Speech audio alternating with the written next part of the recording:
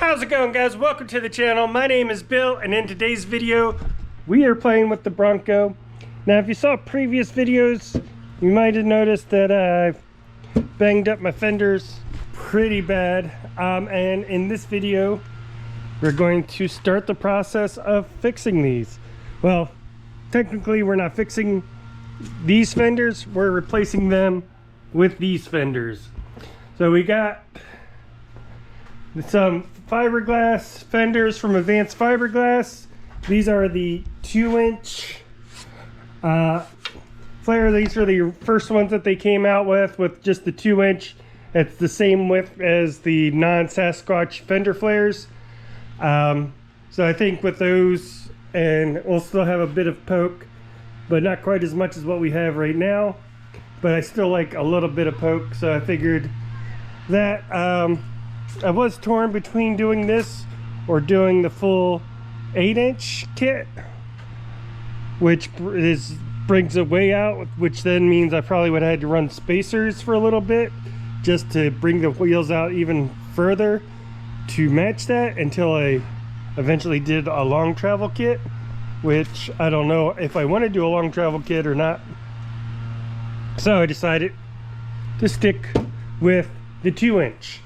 So we do have the front fenders, and well, it'd be weird to have just front fenders without the rear, so we got the rears as well.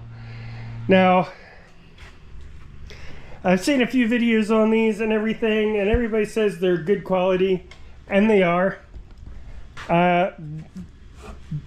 And like in this video, they look shiny, they look like they are ready to go. I was hoping, hey, you just pull them out of the box and they would be ready to wrap, because I was just going to go ahead and wrap everything. But if you like, now that I have them in person and I can feel them, they definitely need to be wet sanded before they could be wrapped. And then there's some areas like just small pinholes and stuff, so it may need a little bit of filler and a little bit of prepping in some spots. So I'm not sure how well wrap is going to adhere to this. I mean, we got to get them ready for paint regardless. Either get it ready to the point where it's ready to be painted, because then the wrap will look good over top of it. If you just wrap over any imperfections, you're just going to see the imperfections in the wrap.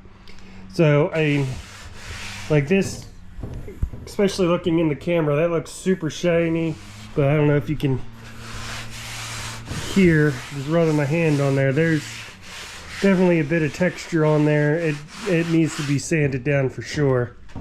And then like some spots along the edge, I don't know how well you can see that, but yeah, I mean, it needs a little bit of cleanup in a couple of spots. But overall, I've seen some aftermarket fiberglass hoods and parts before that showed up in horrible condition. So overall, these, they're nice. They are a good spot. At bare minimum, it's going to need some wet sanding before it would be able to be wrapped, and hopefully if you did like a 600 or 800 grit wet sand on it, then that's all that you would need. I'm hoping by the end of the day I can just have the first side fitted, the holes drilled and everything, get this fender off, then get this fender off, get this one fitted up on there, get all the holes cut that need to be cut, and get it fit and see how it looks. We also have the fender liner that will go in here as well. So hopefully we can get that all, this corner wrapped up today, and then we'll go from there and see what else involved, see how long that takes us, get the other side done, and then move to the back. And then once everything's, I'm just going to go ahead and get everything mounted. Sanding is going to be much easier that way than trying to hold a piece somewhere awkward and keep it from falling. I'm just going to go ahead and mount everything the way it's supposed to be mounted, get everything in position, then I'll go ahead and start sanding and preparing everything Anyway, long introduction. Sorry, let's go ahead and get into what it actually takes to change this out. So first thing is, I already took I had the Fender flare deletes on there, took those off because I know we're going to take this Valance off of there.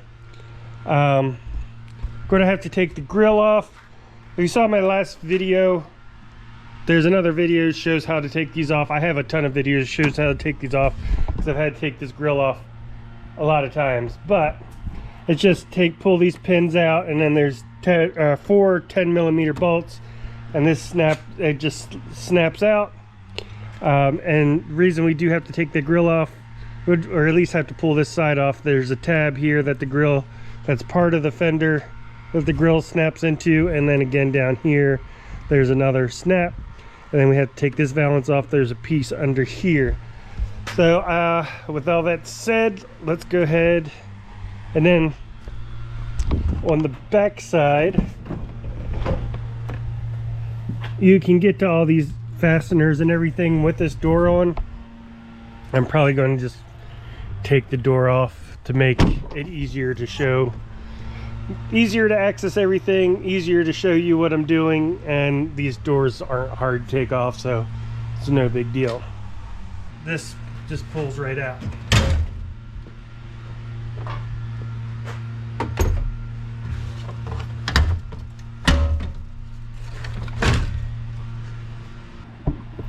Now if we come over here, you see this is the top tab I was talking about.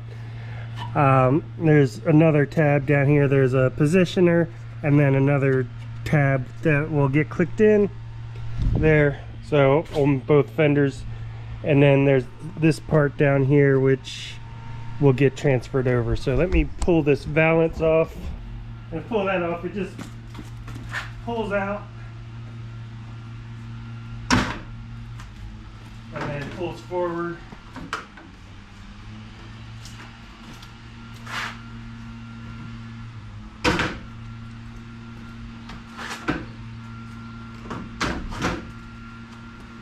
Which is a little easier to get out when you don't have the winch sitting right in your way. But alright, one of the next things we got to take off is the trail sight. Now I believe it's a 10mm, but they are hidden, they're underneath. So one right here and one right here.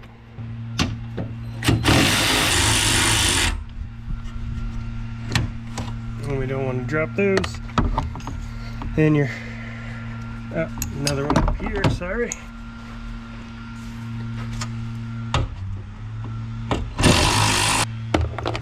And your trail sight will come right off. So now along the top we can see we got 1, 2, 3 bolts there. And we can go ahead and take off while we're over in this area.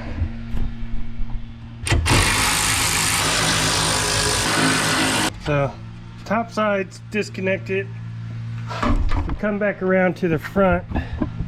You see we picked up a spider along the way, but there's a brace here. The brace can stay in that spot, and if we just disconnect, I'm gonna go ahead and remove these 3 screws. I went ahead, took the door off while I was at it. I said you can get to all this with the door on.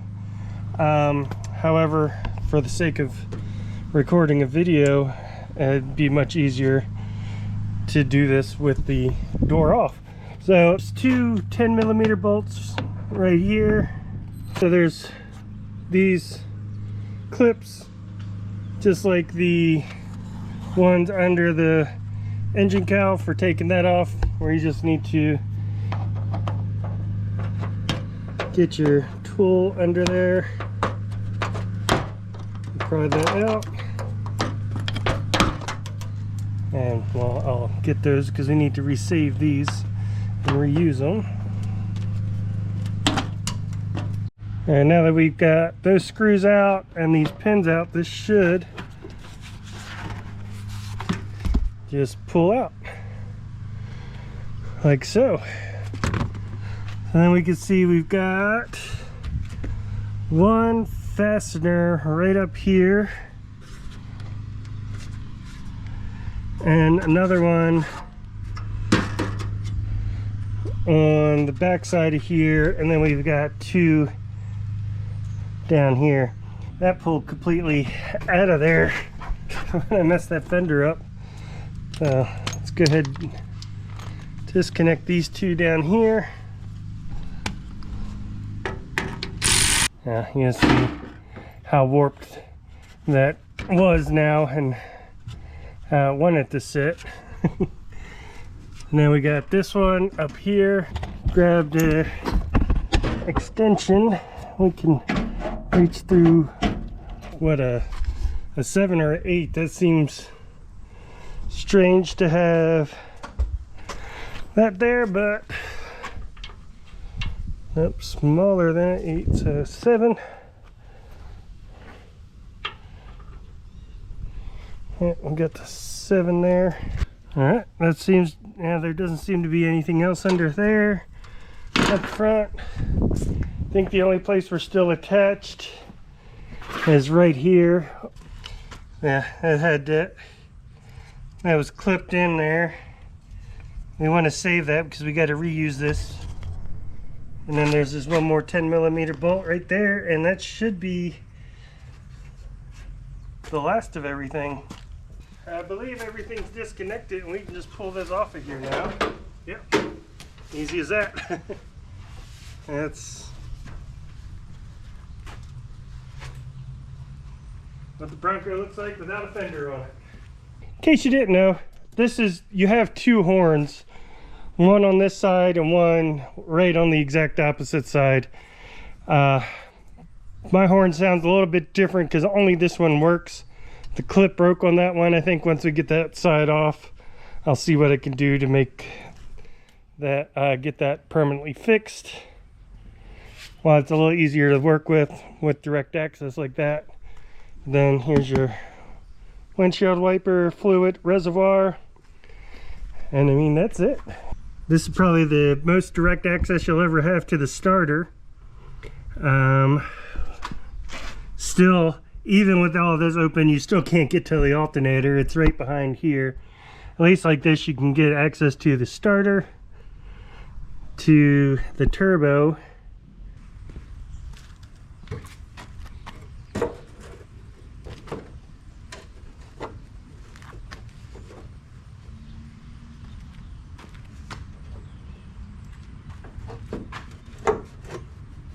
as far as fitment goes, that seems like it fits great.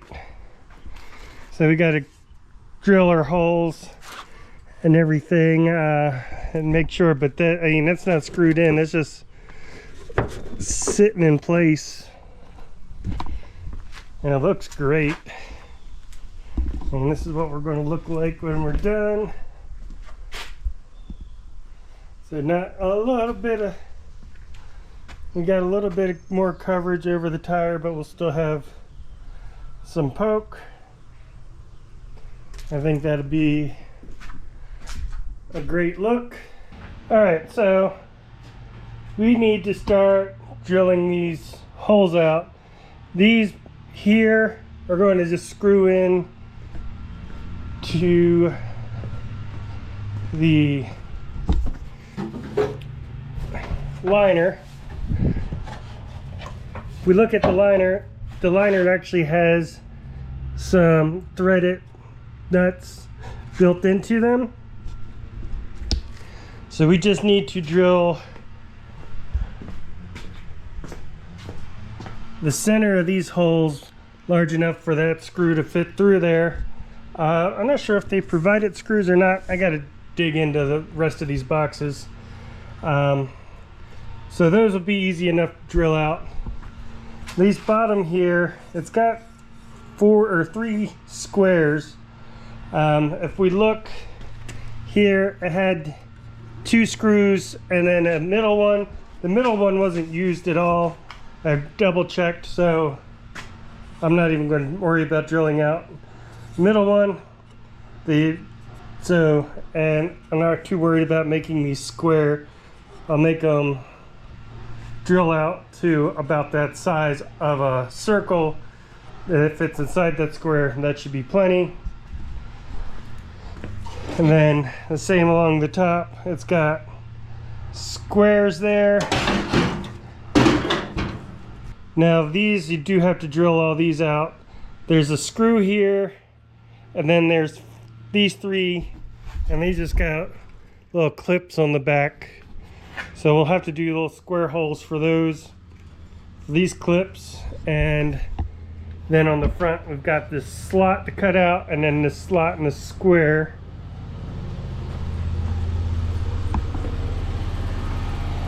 Which you see here, this slot, and then the slot and the square there.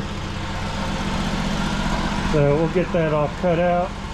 So they say use a 3/8 bit, so you have some wiggle room, and then just go to the center.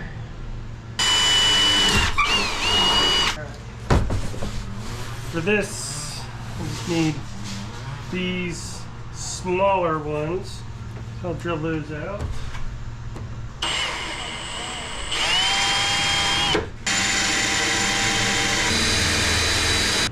Alright, so I'm just going to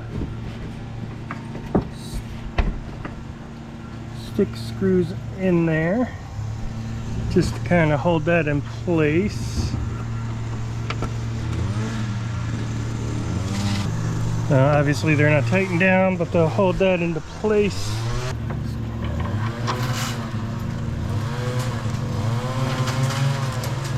So we got to drill these holes out so we can put this back into place. It looks like just one. And we put that on. There's 1, 2, 3 holes for that. Let's go ahead and mark those. Well, the world's dry as Sharpie, but that should be enough. So we need to drill those holes out.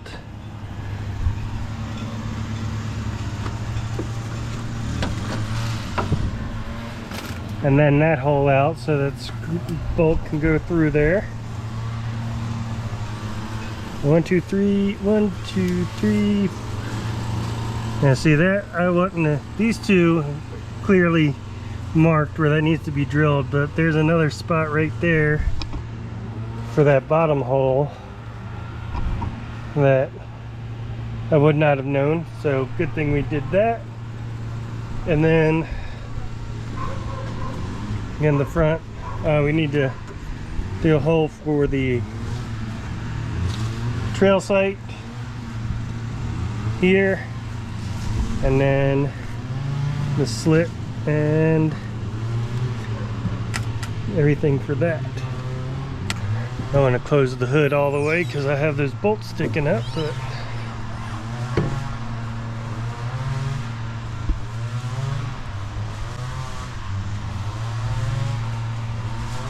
looks like we'll have to go in a little bit towards the back, maybe come out a little bit in the front if we can. But that's a pretty straight line without even messing with anything yet.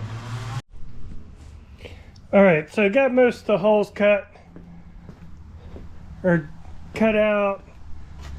They're not exactly beautiful, but we'll clean them up. The last part is this. Now, this is actually going to get attached to the valance and then slid in, and then we're going to put some inserts in here and screw it in from the back side to connect that. And this is supposed to just slide in, but as you can see, it doesn't quite fit. So in order to get it to fit, we have to make some modifications to that. And I'm going to go ahead and do that first so I know exactly which holes we need. I know I need to drill this one out here because that's going to connect to our bracket back here, this piece. And then it looks like it'll probably be this one and this one for these two holes, but where we'll put the brackets. I'm gonna go ahead and modify this first so we know that it's going to fit in there, and then go from there. So the first thing we got to do is we're just going to cut this extension right here off. We're not going to use that screw, and it's just going to be in the way, so we can go ahead and cut that off. And next we got to cut like along here off. So now this should slide into back in there. And so yeah, that's going to be that hole there and that hole there, where we're actually going to screw into from the back, and then this one here where we screw in. So I need to drill out these 3 holes, and we should be able to put. All right, so I found some screws that are going to work with these inserts. So got that covered. Last thing we got to do is there's a number of holes to drill out in here, where it just lines up to the holes inside where we put those push pins. So I'll go ahead and drill these out. All right, so yeah, it's a little stiffer than the OEM one. Getting it lined up is not quite as easy, but see, we got a couple in there that should hold it into place. I just attach those 3 connectors. That one will be blank and that one will be blank, but that's fine. Just that rubber piece, and then we'll have the 2 10mm pieces holding it on. So I'll go ahead and set this into place. All right, so installing this first, I don't think that you can remove this fender liner without removing the fender, because we are going to have these screws lined up going directly into that fender liner. Then everything's just going to come in and fit together like it did. I'm going to go ahead and get those 10mm bolts in here and put the door back on. That way, as I'm moving this around, I can make sure it fits up against the doors. All right, so we're fit there. Looks like it's gonna come up a bit. I'll go ahead and start putting some of these bolts in, get it held into place, and then wiggle it around a bit and see how well we can get it fitting. First thing I'm gonna have to do is make this hole bigger so I can pull this top out, because that top's in just a bit too far, and then the bottom is out a bit too far this way. So yeah, let me pull this back off, make this top hole a little bit bigger, and see how it all lines up then. All right, so we got everything in place. I put a couple of screws in there just to hold everything together for now. We can mess around, like down here seems like it's sticking out a bit. We can mess with that, but I'm going to run out of daylight here. Now, before I could put the valance back on, there is a change we have to do. These pieces grab and go into the plastic piece that we had, but there's a piece right here at the bottom. We need to cut this piece here off. That's actually going to hit on the inside of there, so we're just going to trim that off as they've instructed.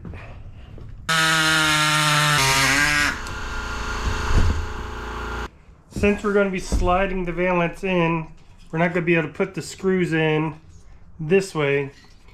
So I got some M6 nut certs. I'm going to drill these out so we can set those in.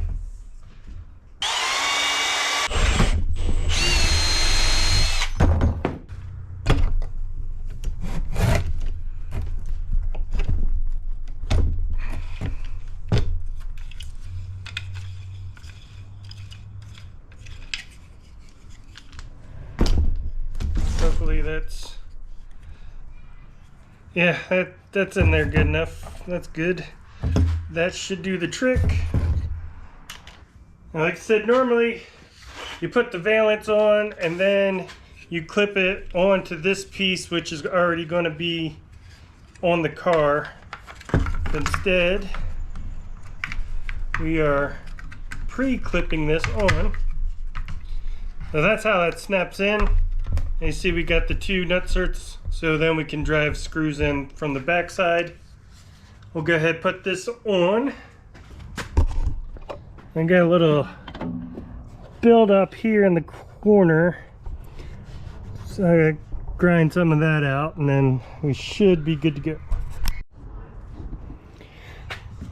Alright, so it's gonna need a little more love to get that fitting perfectly.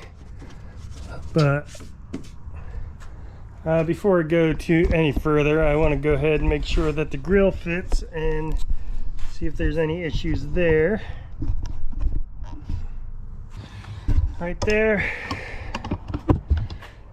I did this okay, but it actually has to come a bit further out. So let me make that a little bit bigger.